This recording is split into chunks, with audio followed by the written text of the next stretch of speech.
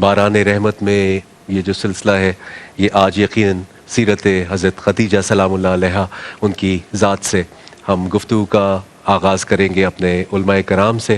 اور آپ جانتے ہی ہیں، آپ کو پروگرام کے شروع میں بھی بتایا تھا، مولا علی علیہ السلام سے روایت ہے کہ حضور اکرم صلی اللہ علیہ وآلہ وسلم فرماتے ہیں کہ حضرت مریم علیہ السلام اپنے زمانے کی بہترین جو عورت ہے وہ یقیناً حضرت مریم علیہ السلام تھی، اور اسی طرح حضرت خدیجہ علیہ السلام جو ہے سلام اللہ علیہا وہ اپنے زمانے کی بہترین عورت تھیں. نیکی اور پاکیزگی اتنی زیادہ کہ لوگ نے آپ کو طاہرہ کا لقب دیا ہوا تھا. آج ہم علامہ جواد عابدی صاحب آپ کو خوش آمدید کہتے ہیں، مفتی اقبال نقشبندی صاحب آپ کو خوش آمدید کہتے ہیں. اور کیونکہ وقت کم ہوتا ہے اور ہماری یہ جو علمی گفتگو ہے اس کا پورا ٹائم ہونا چاہیے، اور آج وصال کا دن ہے حضرت خدیجہ سلام اللہ علیہ کا، تو ہم کوشش کریں گے کہ آج آپ سے ضرور علمی گفتگو جو ہے. حضرت خدیجہ سلام اللہ علیہ دین اسلام کے لیے آپ کی خدمات کیا تھی؟ بسم اللہ الرحمن الرحیم. النبی اولا بالمؤمنین من انفسہم و ازواجہم. بے شک یہ نبی مومنوں کی جانوں سے زیادہ قریب ہے، اور نبی کی بیویاں مومنوں کی مائیں ہیں. میں سب سے پہلے تو جو خراج تحسین پیش کرنے لگے ہیں ام المومنین حضرت اماں خدیجۃ الکبریٰ، جو دنیا کے تمام مومنوں کی ماں ہیں. اور ماشاءاللہ ہمارا یہ پروگرام جو آپ دیکھ رہے چلا رہے بران رحمت کا یہ خصوصی ٹرانسمیشن میں آپ اللہ تعالیٰ کا کرم ہے کہ ہر سال ان ہستیوں کو خراج تحسین پیش کرتے ہیں. اللہ تعالیٰ اس سعی کو نیکی کو بارگاہ میں قبول فرمائے. اما خدیجۃ الکبریٰ رضی اللہ تعالیٰ عنہ کی لا تعداد بے شمار خدمات ہیں اسلام کے لیے. سب سے بنیادی چیز تو یہ ہے کہ دنیا انہیں طاہرہ، طیبہ، صدیقہ کے القاب سے زکیہ اور ملکۃ العرب ان ناموں سے یاد کرتی تھی. اور نبی کریم علیہ السلام کی زوجیت میں آنے سے پہلے بھی اہل عرب انہیں طاہرہ کے لقب سے کہتے. زوجیت میں آنے سے قبل ہی یہ با پردہ خاتون تھی، اس زمانے میں بھی پردہ کرتی تھی، اور جب طواف کعبہ کرتی تو رات کے پچھلے حصے میں آ کے طواف کعبہ میں مصروف ہوتی، عبادت الہی میں. روایتوں کے اندر آتا ہے کہ حضرت خدیجۃ الکبریٰ رضی اللہ تعالی عنہ نے شادی سے قبل 2 شادیاں ہوئیں آپ کی، تو پہلے شوہر دونوں انتقال کر گئے. اب تیسری شادی جو ہے سرکار دو عالم صلی اللہ علیہ وسلم کے ساتھ ہے. روایتوں میں آتا ہے کہ آپ کی عمر 40 سال تھی اور رسول اللہ صلی اللہ علیہ وسلم کی عمر صرف 25 سال ہے. ایک روایت میں یہ بھی آتا ہے کہ حضرت خدیجۃ الکبریٰ کی عمر 28 سال ہے. مختلف روایتیں ہیں. زیادہ جو معروف بات ہے وہ یہی ہے کہ آپ کی عمر شریف 40 سال تھی حضرت خدیجہ کی. تو اس زمانے میں اہل مکہ کے وہ پیغام بھی شادی کے لیے آ رہے تھے جب آپ بیوہ ہو گئی، اور بیوہ ہوئی تو اس وقت آپ صاحب اولاد بھی ہیں، 2 بچے بھی ہیں. ایک کا نام حضرت حالہ ہے، بعد میں مسلمان ہوئے، اور ایک کا نام حضرت ہند ہے. دونوں نبی کریم صلی اللہ تعالی علیہ وسلم کے صحابی ہیں. تو اب تلاش تھی تو آپ انکار کرتی کہ مجھے کوئی شادی نہیں کرنی. تو نبی کریم علیہ السلام کا مال وہاں رشتے ازواج میں منسلک ہونے سے پہلے ایک تجارت کا سفر شروع ہوتا ہے. یہ لوگ تجارت بظاہری تو دنیا میں تجارت ہوتی ہے. جی ہاں علی حیدر بھائی، میں ایک جملہ کہنا چاہتا ہوں. دراصل یہ لوگ جب تجارت کرتے ہیں تو اپنے خدا سے کر لیتے ہیں. قرآن میں ہے وَأَنَّ لَهُمُ الْجَنَّةَ، یعنی یہ مال کے بدلے ہی جنت خرید لیتے ہیں. اب یہ تجارت کا سلسلہ تو حضرت ابو طالب نے کہا محمد صلی اللہ علیہ وسلم کو کہ اے نبی محتشم، آپ رابطہ کریں اور جائیں. خدیجہ بہت بڑی رئیسہ ہے، بڑی تاجرہ ہے مکے کی، اور اس کو آپ جیسے ایماندار لوگوں کی بڑی ضرورت ہوتی ہے، جو دیانت دار ہوں، جو صادق الامین ہوں. تو نبی کریم صلی اللہ تعالی علیہ وسلم کی عمر شریف 25 سال ہے. رابطہ ہوا تو حضرت خدیجہ کا ایک غلام ہے، اس کا نام ہے میسرہ. وہ یہ کاروبار کو باہر کو اندر دیکھتا تھا. آپ پردہ دار خاتون تھی، آپ براہ راست کسی سے بات نہیں کرتی. پھر ان کی ایک لونڈی ہے، خادمہ ہے، اس کا نام ہے نفیسہ. یہ پیغام ان کو ملا تجارت کا، تو حضرت ختیجہ اس پہ تیار ہو گئی کہ سب معاملات طے ہو گئے کہ حضرت میسرہ کو کہا، جو ان کا غلام تھا اس زمانے میں، کہا آپ محمد صلی اللہ علیہ وسلم کے ساتھ جائیں گے، لیکن کسی بات کے اوپر حضور سے اختلاف نہیں کرنا، محمد صلی اللہ علیہ وسلم سے اختلاف نہیں کرنا، سنتے رہنا ہے. اور جو راستے میں ان کے اوصاف نظر آئیں، جو کمالات دیکھیں، جو معجزات دیکھیں، وہ واپس آ کر کے آپ نے مجھے بتانا ہے. تو جناب میسرہ کہتے ہیں ہم جب مکے سے باہر نکلے تو جہاں بھی گئے تو بادل رسول اللہ صلی اللہ علیہ وسلم کے اوپر سایہ فگن ہو جاتے تھے، سایہ کرتے، اور پہاڑوں سے گزرتے تو وہ پہاڑ نبی کریم صلی اللہ علیہ وسلم پر سلام پڑھتے.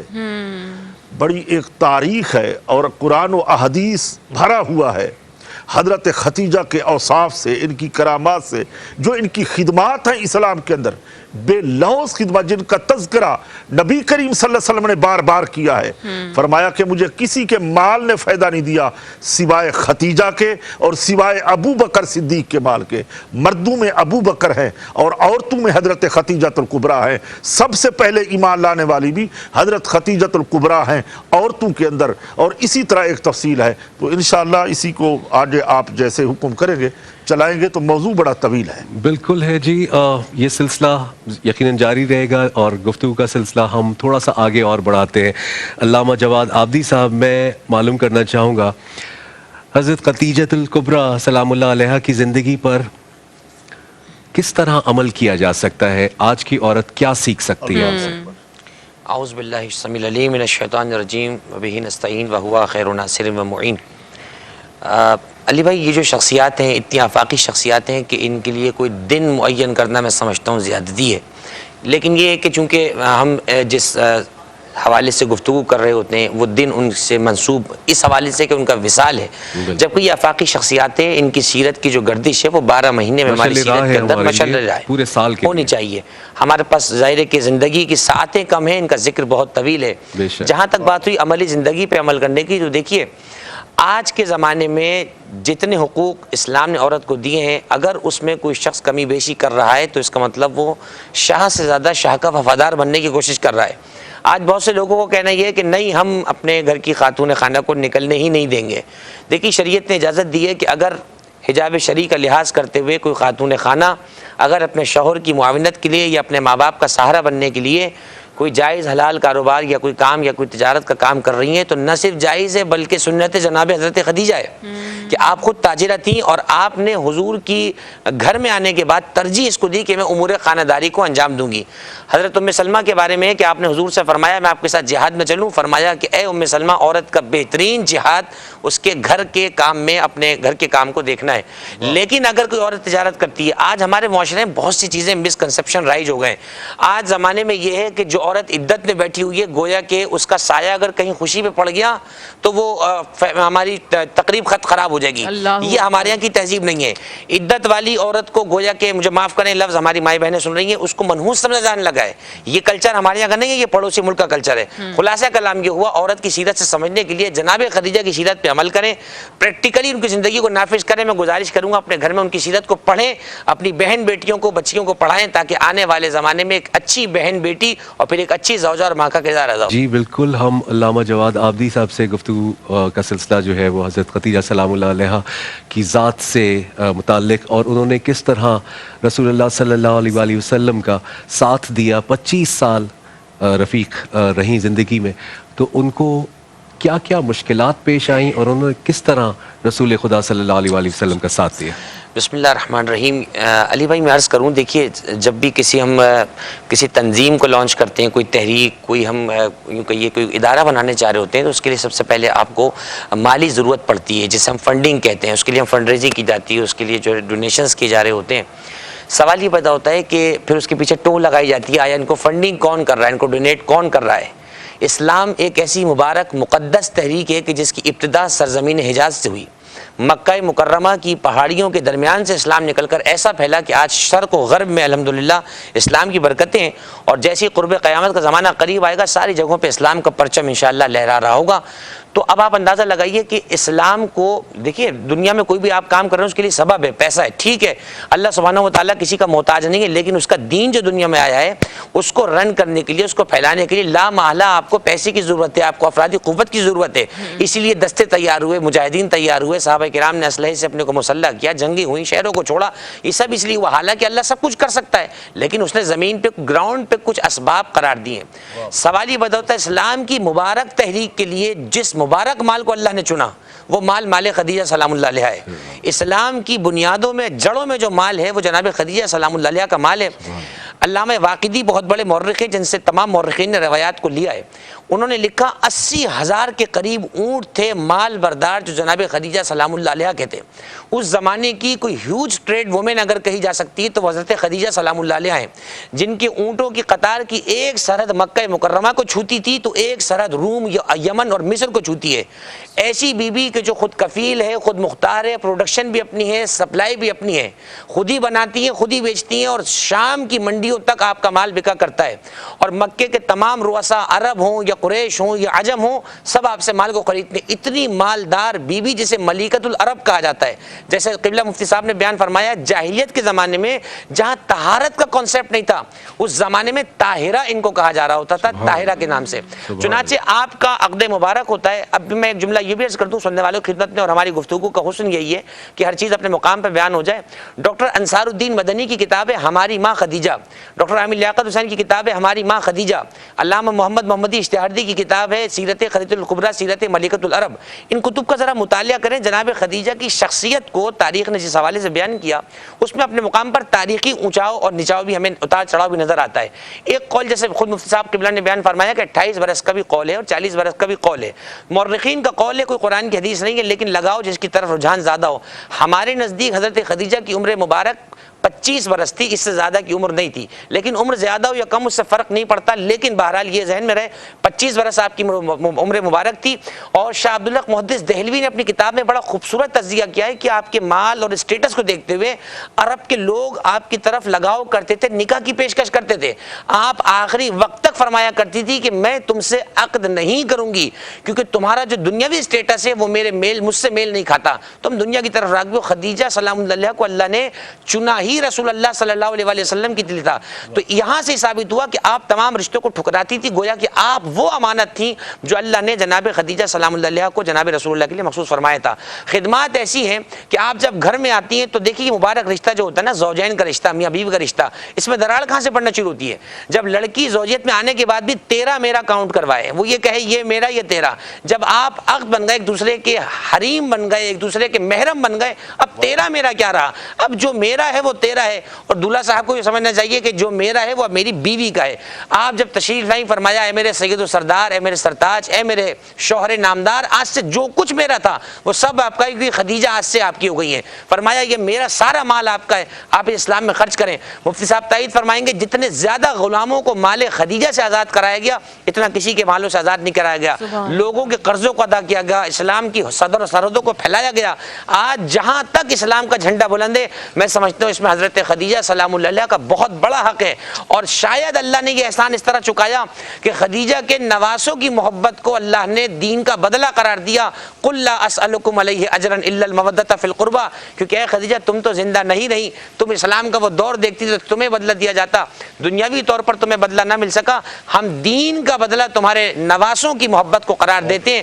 چنانچہ حضرت خدیجہ کی سیرت سے ہمیں یہ سیکھنا ہے کہ دیکھیے آج کے زمانے میں عورت کو پیسنا نہیں ہے، عورت صنف نازک ہے، عورت کے جو حقوق شریعت نے دیے خدا کی قسم اس کو اگر ادا نہیں کیا قیامت میں یہ شخصیات ہم سے سوال کریں گی۔ آج کی سیرت تقاضا کر رہی ہے کہ اگر ایک عورت کمانا چاہتی ہے، ایک عورت جاننا چاہتی ہے اور وہ تمام رعایتیں بھی کر رہی ہے تو خدا را اس کو آپ یوں سمجھیں کہ اس کی حوصلہ شکنی کرنے سے اچھا اس کی حوصلہ افزائی کریں۔ اور جہاں آج کے زمانے میں آپ دیکھتے ہیں جوائنٹ فیملی سسٹم میں گھر 2-4 لوگوں سے بھی نہیں چل رہا ہے، تو اگر ایسے میں آپ کی زوجہ آپ کی معاون بن رہی ہے تو میں سمجھتا ہوں اس کو آپ کو سپورٹ کرنا چاہیے۔ سیرت جناب خدیجہ ہے، ایک اچھی یوں کہیے کہ تجارت کرنے والی خاتون بنے اور اس سیرت پہ اسی طرح سے عمل کرتے چلے جائیں۔ سبحان اللہ. گفتگو کا سلسلہ جاری رہے گا. میرے پاس بھی علامہ صاحب نے جو ابھی گفتگو کی ہے، میں مفتی صاحب سے یہی سوال کرنا چاہتا تھا کہ اب اکیلا شخص اس طرح سے اپنے گھر کی کفالت نہیں کر سکتا جس طرح سے پہلے کے دور میں پھر بھی تھوڑا سا آسان تھا. ہم اس سلسلے کو جو ہے وہ آگے لے کے چلیں گے کہ آج کی عورت کس طرح ساتھ دے سکتی ہے. بسم اللہ الرحمن الرحیم. دیکھیں مشکل تو ضرور ہے مگر ناممکن نہیں ہے. حوصلہ اگر بلند ہونا چاہیے، سیرت طیبہ سامنے رکھیں اما خدیجۃ الکبریٰ کی، تو وہ اپنے گھر کو وہ امن کا گہوارہ بنا سکتی ہے. آج کی خواتین، میں یہ دیکھنا چاہتا ہوں کہ اما خدیجۃ الکبریٰ کیا رسول اللہ صلی اللہ علیہ وسلم کے گھر میں جو کام تھے گھریلو، کیا وہ خود اپنے ہاتھوں سے نہیں کیے؟ یقیناً جواب ملتا ہے. ہم جس خدیجہ کا ذکر کر رہے ہیں اپنے ہاتھوں سے رسول اللہ صلی اللہ علیہ وسلم کے لیے انہوں نے کھانا پکایا ہے. اسی بنا کے اوپر جبریل امین نے سلام کہا ہے اور اللہ نے سلام بھیجا ہے.